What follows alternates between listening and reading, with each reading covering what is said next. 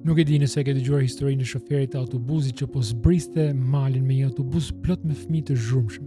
Në një moment shoferi kupton se disa nga fëmijët e pabindur i kishin bërë një shaka të rrezikshme. I kishin prerë frenat e autobusit. Tani autobusi po fluturonte poshtë malit pa frena, duke marrë gjithnjë me më shumë shpejtësi. Në këtë moment shoferi pyet veten, çfarë duhet bëj?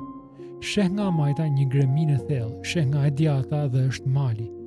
Nuk mund të shkonte as majtas as djatas. Pa pritmus ju kujtua se në fund të malit ishte një portë.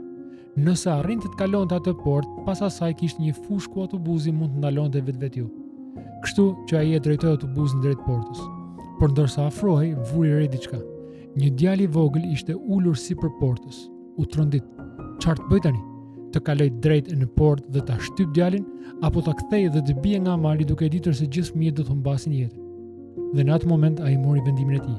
E drejtoi autobusin drejt portës, kaloi përmes saj, autobusi u ndal në fushë dhe gjithë fëmijët shpëtuan.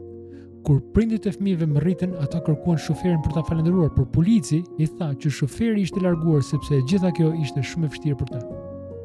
Prindërit thanë, po, e kuptojmë situatën. Polici i tha, jo, në fakt, ju nuk e kuptoni situatën.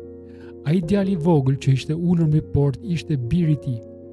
Kjo histori në fakt tingëllon e njohur apo jo? Është historia e Ungjillit, historia e Zotit tonë që dërgoi birin e tij, Jezusin, të vdes për ne në mënyrë që ne të shpëtojmë përmes tij.